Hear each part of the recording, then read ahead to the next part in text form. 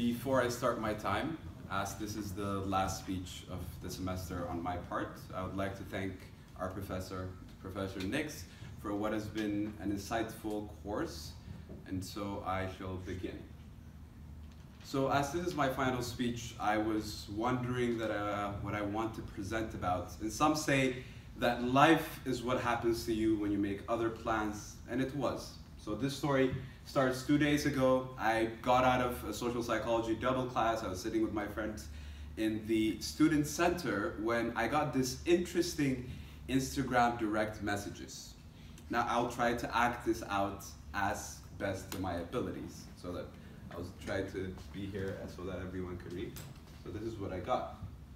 Hi, look, so I'm so direct person. If you're gonna text my GF, girlfriend, at the university, once again, I'm gonna I'm gonna cut your head off. Is it clear? I saw on her phone, oh, you wanna hang out? Here in Baku, I can give you a good hangout, you little ass.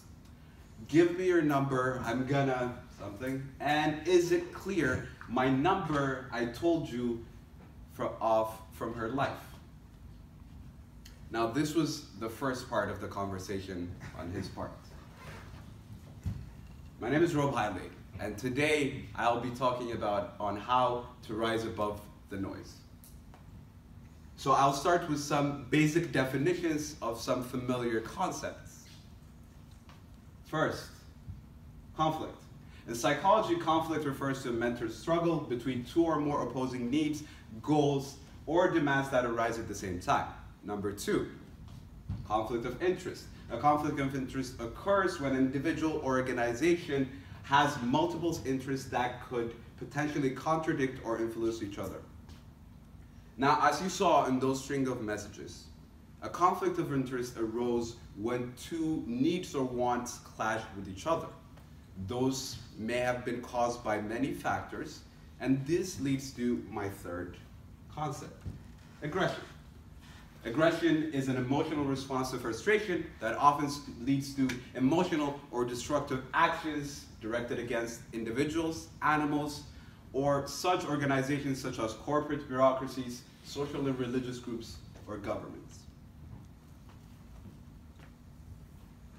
Now, aggression can be offensive or defensive. Offensive is when an aggressor initiates the aggression against the non-aggressor. And usually defensive aggression is the one of self-defense. It is a response to offensive aggression.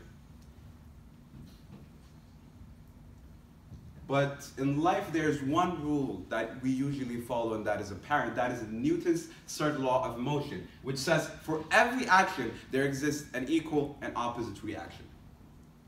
But we have to realize that it is within your choice to choose that reaction. And therefore, the strength of your being is measured within the grace of your reaction. So as I said, this is what I responded with. Gave out a love. You gotta live that love out. There can't be enough of it. It was nice meeting you. Have a nice relationship with her. It went on for a while. There were more threats. It should not you if I'm having a good relationship with her or not. I told you, give me your number. Give me your number. I'll find you anyways. ADA is a small place. I told him, you'll find me faster. I mean, I'm probably the only Ethiopian in Azerbaijan. My name is Robel, which you'll find me on the first Facebook search. And so I made my point clear that he got his messages across, and I had no interest in breaking them up or whatever he thought it started.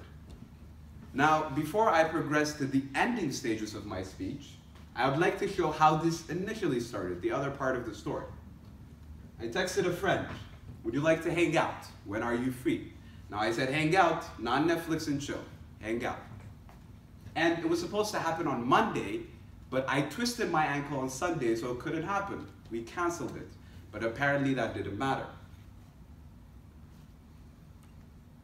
So aggression, as I said, may arise to miscommunication in which he misinterpreted my message. My message was lost in cultural translation. Or it may have arisen in conflict of interest in which there was a sort of protection of what was in his life. honestly, speaking about conflict of interest, on YouTube there's a video of babies laughing, and it has near 30% dislikes. Some people don't like what you would think would be so likable. So conflict of interest is sometimes inevitable.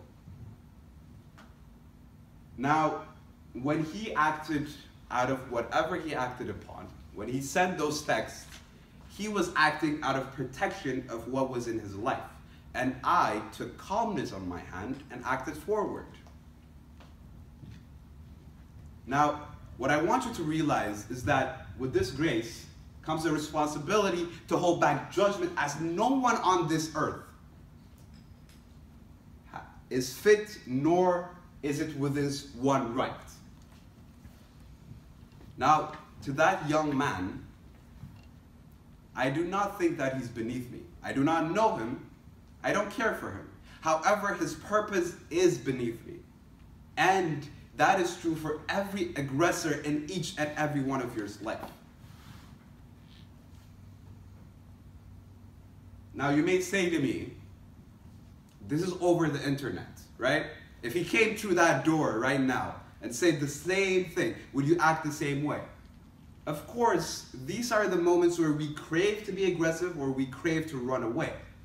But those moments, our weakest moments for that craving, are the start of the great time of our lives. Think of Malala, who had to stand up against the inhumane actions of the Taliban. This doesn't seem a lot tough, does it not? To just fend off a person on Instagram. Now, to that young man, I would like to say thank you. You are the inspiration for this speech. You are what led me to show you that at times of conflict, you need to rise above the noise, to put the aggression where it belongs, beneath you. And it has been a pleasure and a privilege presenting in front of all of you this past semester, and for the last time, thank you.